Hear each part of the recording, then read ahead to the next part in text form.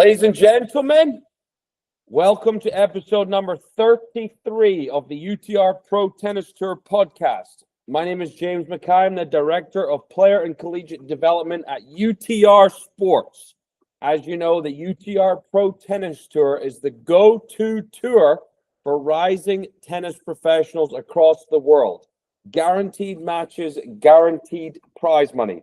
Next on the show, good friend of mine.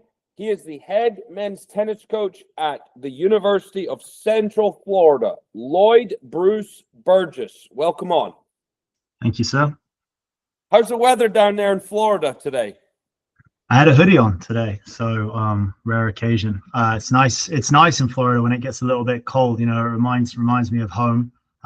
Growing up playing on some outdoor courts in February with some rain and some fluffy balls. We didn't get the rain today, but it's cold. It's a nice change. I'm seeing videos online of people playing golf in Florida. You know, coaches are down at these tournaments recruiting, and they're all, doing some sociable things in the sun.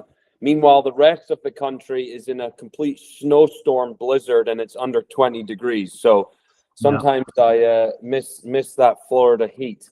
But anyway, Lloyd, appreciate your time. One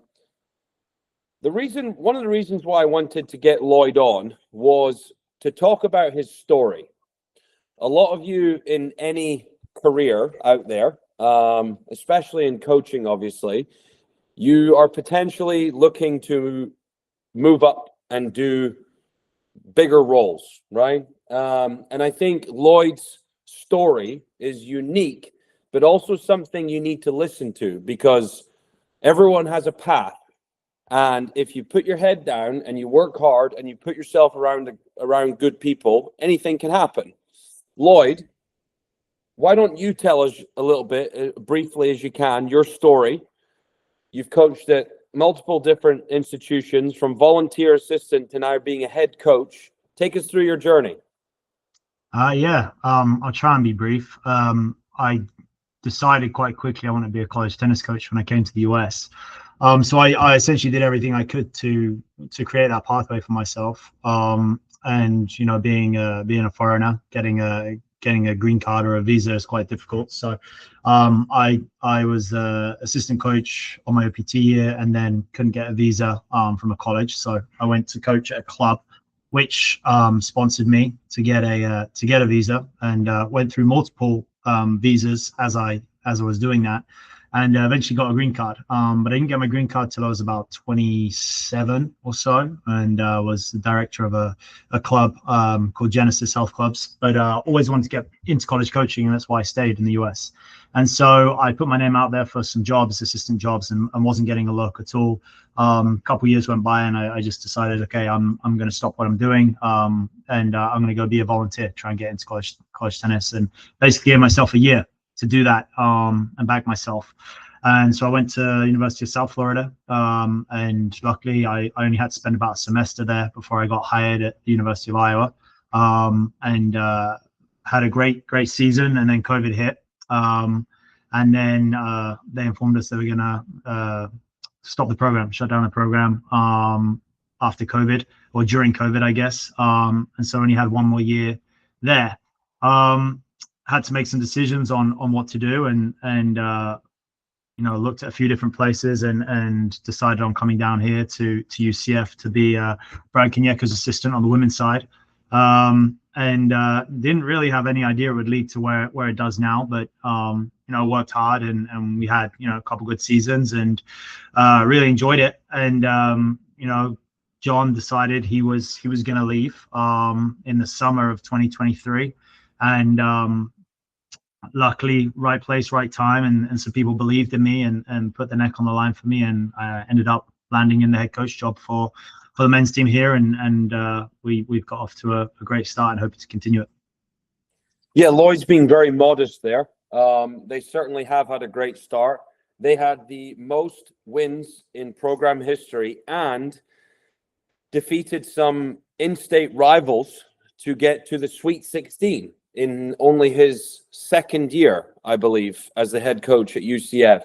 And I think this is so interesting because he was the assistant at Fresno Pacific, Wichita State, volunteer assistant, at a couple of those programs as well. Then went to a program where he was assistant coach, where the program got cut. Then he took a job at UCF on the women's side, and now he's the head coach of a team just making the Sweet 16. Like, when you hear that, and I know you're being modest right now, but when you hear that and you look at your story, do you have advice for other coaches out there that maybe are trying to move up or do something else? Yeah, like, look, I definitely, you have to be lucky as well. Like, it's not always about doing the right things. Like, and I think that's where it kind of falls in line with tennis too, where you're going to have to be patient. And sometimes you're doing what you feel are the right things for a long time, and you're not really getting maybe recognition or getting looked at. And even when I was here at UCF on the women's side, it wasn't our best 2 years by any stretch for UCF women's tennis. Brian had better years before I was here, but I think I was willing to do the right things and work extremely hard, even when I wasn't in the role I wanted to be in. Of course, I wanted to be a head coach, and I was willing to do it, and willing to stick it out regardless of kind of what the rewards were at that time, and something felt right for me. And I think if you're willing to do more than you're paid for, then good things can happen to you. But if you're always waiting for the payout before you start working, then it's not going to work out very well. And I think that goes the same for tennis players. And it's a little bit what I preach here to our guys in our program is, you're going to have to be willing to do a lot more without the guarantee of success. And, often it doesn't pay off. You have to be willing for it to not pay off and keep going. And that's how you can kind of end up in the position you want to be in. And for me, luckily it did, and it happened quickly. The University of Iowa men's tennis team were top 25 NCAA tournament team. And in 2021, I believe, the program was cut. Was it earlier than that? Yeah, they decided it would be cut in 2024, but they let us finish the year. Yeah. So you hear now of more and more programs, unfortunately, being cut, right? This is a non-revenue sport. But at the same time, I've made it very clear that it frustrates me. What's your opinion on this? You were part of a program, and you were told after enormous success that the program would no longer continue. How does that make you feel, and how does it make you feel to see other programs getting cut? I mean, it's unfortunate because it is a business, and we're not making any money. And it's hard to sit there and say, like, you got to give us money when we're not making money.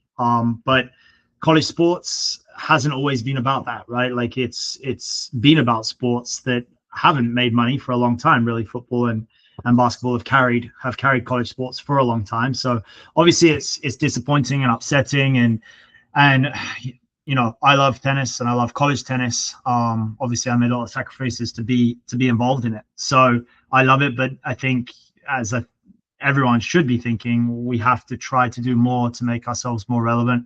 And there's a lot we aren't doing. I think there's a lot of, you guys are doing a great job. I think there's a lot of changes we could make to even our format to make ourselves more exciting and bring in people who aren't interested in tennis. I mean, football obviously does the best of anyone. And if you go to a football game, you look around and 99% of the people there aren't really there for the football. They're there for the event, to be seen there. It's cool. It's not all about the football, and I still think we're operating like people want to come and watch the tennis, and we got to make it more exciting and more fun. And I think we actually have an extremely exciting product, but we've got to do more. Let's talk about your team. You just made the Sweet 16, incredible achievement last year. Tell us a little bit about your program this year, players on the team, experience and expectations. Yeah. Last 2 years, I guess you could say we overachieved quite a lot. Based on the UTR rankings, we definitely overachieved by a long way. Yeah, why? I mean, a lot of big matches fell our way. I think we ended up 10-1 in 4-3 matches that were played out, and 14-4 when you include 4-2 matches. So did a lot of things right to help that. And I think we have to continue to do that. This year, we definitely have the best team we've had since I've been here. There's no question about that. We're higher on UTR than we've ever been. I think we're 21 as it stands right now. So if we can overperform again, we're going to have a great year. You just mentioned that you are ranked 21 by UTR Power 6, for those that don't know. How often are you looking at that? Just out of curiosity. All the time. I think if Kareem, my assistant, if this was like an Instagram account, you guys would ban him for stalking. I love it. Well, in response to that, Lloyd has built a great team this year. They're number 9 statistically is a 12-8. They have 10 or 11 players from a 12 all the way to a 13.63. I've actually just started to think about this, and I've put UCF men's tennis to make a little bit of a run this year, actually. What do you think it came down to last year with you winning all of these close matches? Fitness? Is it tactics? Is it luck? Is it culture? What is it? It's great coaching. No, like it's nothing crazy. It's simple stuff, and we're willing to do the basics over and over again. There's nothing, you see nothing crazy in our program at all. We're just constantly willing to do more. I think it comes down to the players. I think one of the biggest things we do is we focus on convincing the guys to take care of their own tennis, take care of how they eat, how they prepare, how fit they are.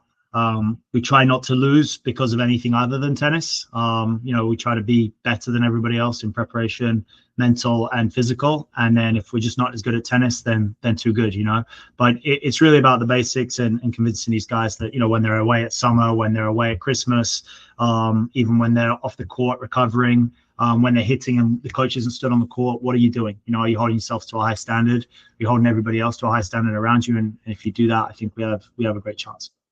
I think what I'm hearing is you establish an independent culture in terms of you. It's really their choice. Of course, you are their coach and you're going to tell them what to do. But at the end of the day, it's up to them. If they want to be good as an individual, then they have to do it. If they want to be good as a team, then they're going to have to come together. If you can be more specific about your coaching style and how you run the program, I think the listeners would absolutely love to hear it. Yeah, sure. You're absolutely right. It is their choice, and one of the things we always play to is like, look, you guys are talking about being professional tennis players and making money. I pull up the top 100, use UTR again. So let's look through the top 100. Let's look at guys 90 to 100. Tell me if you see any 13.5s in there. There isn't any. Everyone's a 15 and 14.8. So we're going to have to be really serious about improving. And what's that going to take? Are you willing to work harder than these guys who are currently ahead of you? And so we're constantly laying things out there and say like, okay, how are you willing to work? What are you willing to do? What's the extras that you're willing to do? Okay, you're telling me this is what you want to do. Let's talk about it. And do you want us to hold you to a high standard or not? If they have a bad practice, you want me to tell you the truth, or you want me to tell you what you want to hear? Okay, that wasn't good enough. If you're talking about winning all of your matches at number 1 singles for us, being a lock for us at number 4, playing in the lineup. If you're talking about going to play top 100 tennis once you get done here, do you think that was good enough? I'm going to tell you, I don't think it was good enough. Tell me why you think it was. Okay, if you want to continue with going this way, do you really think you're going to be able to achieve the things that you want to achieve? And so really it's just about constantly holding these guys to a high standard, asking them the difficult questions, making them tell us, hey, yeah, I do think that was good enough. And if so, we'll sit down and we'll go over it and usually point out why we don't. But really, as you said, making it about them, like, it's up to you guys. But of course, we're constantly holding them to an extremely high standard. But I never think we're good enough coaches to just, be able to spend a bunch of time speaking to them and then getting it right. Like, it's not like if we change your forehand slightly, now you're going to be great. It comes down to them 99% of the time, and we got to find those extra little percentages and really inspire them to work hard. If you're listening, I think you can hear from Lloyd here why this team has success, but not only that, because they overachieve and they win close matches. Winning close matches isn't just about hitting tennis balls. There's a lot of work that's been done behind the scenes to give your guys and players the confidence to actually believe they can do it in the biggest moments. The only thing unfortunate about this episode is hopefully one day the Pro Tennis Tour will come to Orlando. Unbelievable setup that UCF have on the men's and women's side with their training at the USTA National Campus. You have, however, just hosted the NCAA tournament. Tell us a little bit about how that went. If you can provide any information about the NCAA individuals, I think we'd love it. We'd love to hear it. Well, we didn't have any players qualify, so don't know much about that. And it wasn't really run by us, so I was really there just watching, not taking much in. We had our number one player wasn't returning for the fall, so he's come back for the spring. So he was not able to qualify, and we had another guy who was ranked top 30 in the preseason that was injured until the end of the full semester. So really weren't able to get any guys qualifying, but I know we added some stuff to it. The USTA has planned to add a lot more to make this a great event moving forwards when we begin hosting the team event for the next 10 years. So the goal is for them to make it a really great setup. I know some of the scheduling stuff was pointed out. I agree. I think we need to do a really good job of scheduling as far as timing and making it, as we said, we want to make this more visible. So I think we really have to think about how we schedule. But I have hopes that this is going to be a really great event moving forwards, as far as the team's concerned. And obviously being in Orlando, I know people have opinions about where it should be, whatever, but we are in a place that has over 100 courts, the biggest tennis facility in the world. There is tons of non-biased fans of tennis in this area, which one of the great things about it being at the USTA is that no matter who's in the deep stages, if it's marketed right and done right, you will get a lot of people there watching. And I think that's one of the biggest things. Now let's delve into that, shall we? Because this is a great topic. I have experienced as a former coach NCAAs in Orlando and NCAAs on a college campus. There are advantages and disadvantages to both. Without a doubt, Orlando is so good because of the facility, because of the space, practice courts, but also major airport, big hotels. Getting around is simple, big city, lots to do, lots going on, right? There are also disadvantages to it. And I'd say the biggest disadvantage that I've seen so far is the environment. If you go to NCAAs in May at the University of Georgia, it is going to be one of the rowdiest tennis environments you'll probably ever see. How do we get that in Orlando? What do we actually specifically need to do? Because I guarantee you people will listen to this and they'll be like, okay, let's listen to Lloyd, who's at UCF, who's the head coach. What are we actually going to do to get people in those seats and create an environment that's just insane and great for our sport? Well, I think obviously we need to go and we have thousands of people coming through the doors at the USTA weekly, daily. So like there's people there that could be handpicked and brought over to come and watch.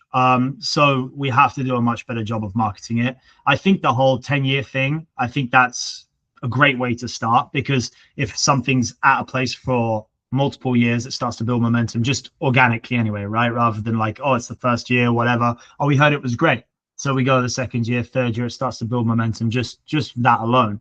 So I don't know exactly what has to be done to create an environment like Georgia has done. But what I do know ultimately is that if we can start to do a much better job, that it is going to be a situation where you haven't got to have the University of Georgia or UCF in the Elite Eight to get people showing up. I think that's to me one of the biggest advantages of, if we can get it right in Orlando, it would be, in my opinion, the best. But obviously, if we can't get it right, then it's not the best. And I'm not going to sit here and pretend like I know what those answers are. College tennis in general has to be marketed much, much better than it's been marketed in general. I think formats could change to help, whatever. But ultimately, I think this is a place where it doesn't really matter if UCF are in the Elite Eight. If you do it right, a lot of people will be there. I know that Georgia have had success regardless of whether they've been in the Elite Eight or been playing for it. But I do think this is the easiest way to do it. You don't need UCF there. You don't need UF there. People will come to watch if we do it right. I mean, and they did before when you were here with Tennessee. Well, here's my idea. If you make the final site when NCAAs is back in Orlando as a team, You, as the coach or coaching staff of the team making the Elite Eight, you are responsible for bussing down or flying in X amount of fans to come cheer on your team. How are you going to get them to do that? You set something up with the players. You meet the players at the hotel. You allow them to come on the court and watch your players practice 3 days before you play in the quarterfinals. You set up some sort of event in Orlando for these people to come in who absolutely desperately want to see your team succeed. It's not necessarily on UCF and the USTA to do that. A lot of times as a former coach, you're so stressed out, not stressed, but you're so wired in what's going on, you forget that this whole thing needs to be an event. Everything has to be an event. And I just think that as that coach or that program, director of ops, whoever it is, they need to rally the troops from your town, from your community, and bring them to the final site. That will create the environment. Now, on site, there are lots of things you can do. You can set so many things up outside of the USTA or the facility to get people involved, whether it's, I hate to say it, but if you put a bar out there, probably good things are going to happen. People are going to want to go there and they're going to have fun. And I could go on for ages about this, but the whole thing needs to be approached more as an event and not necessarily about the tennis. So I don't know if you agree with me or not. Please be honest with me, but those are my feelings. I said that to Kareem in the car earlier today. I said, if we're one of the sports to just believe our game is so great and that people want to come and watch it, and our game is a great game. It's hard to understand. And unfortunately, as much as we might think it's great, and if people really paid enough attention, maybe they would, but they're not. And like you look at football, you look at baseball, they're just, to me, they make it such an event, and it's not always the most exciting. There's not a lot going on at football. There's a lot of stop time. There's a lot of downtime. Baseball the same, but they've made it an event. They're not trying to be the most exciting game out there. They're not, and they're not making it that. It's just a great event every single time, and you're spot on. That's what it needs to be. We're going to bring new people to this to watch. It needs to be a great event, and if it's not, they're not going to come. Recruiting. Do you talk about NCAA being hosted, you hosting the NCAAs to your recruits? Is that something you talk about, or is it just like, look, if you get the right guys, good things will happen?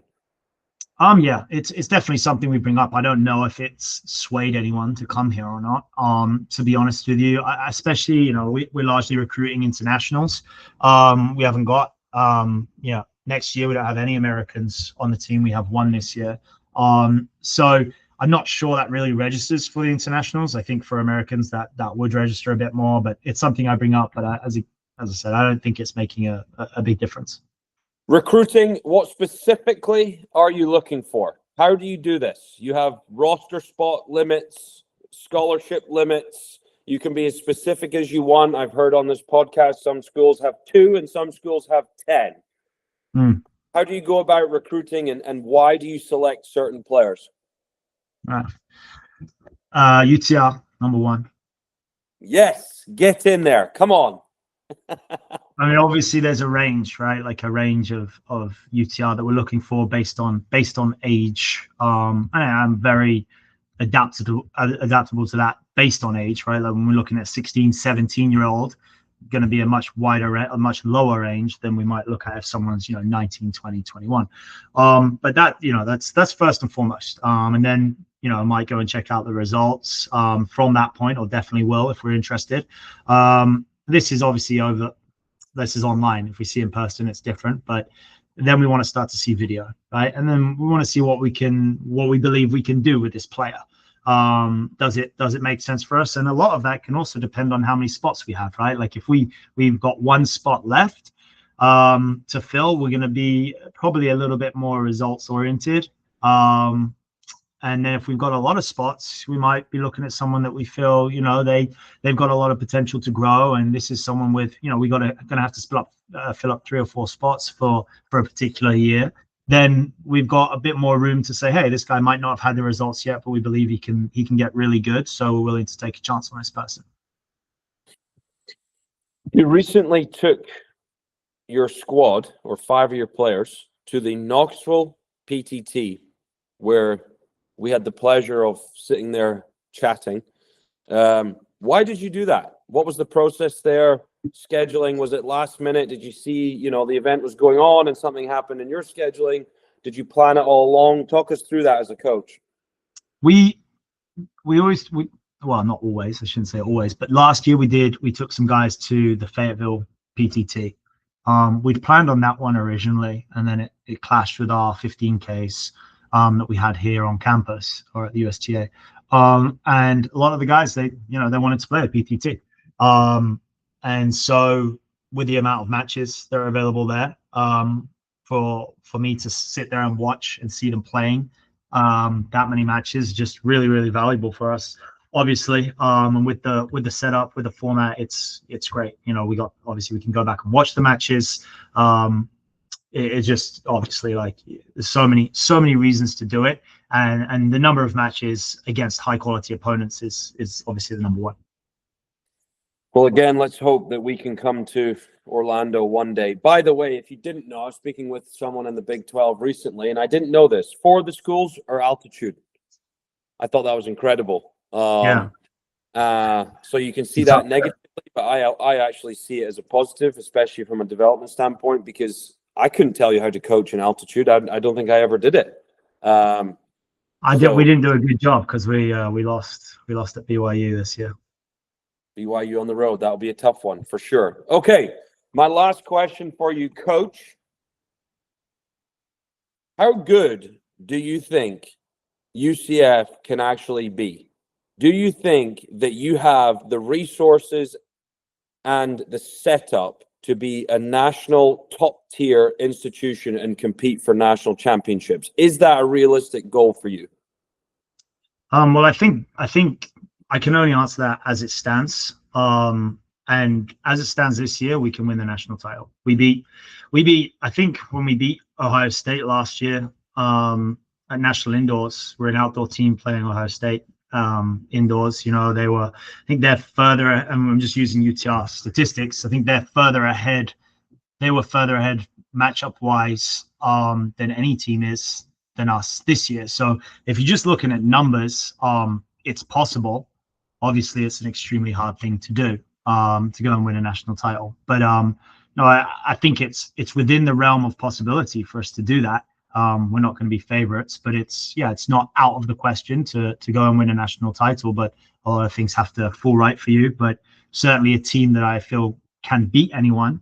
I think we showed that last year. We have many of the same players back from last year. So I think we can do that. And if I didn't think we could do it, I wouldn't be saying it. I'd be honest, but I really believe we could.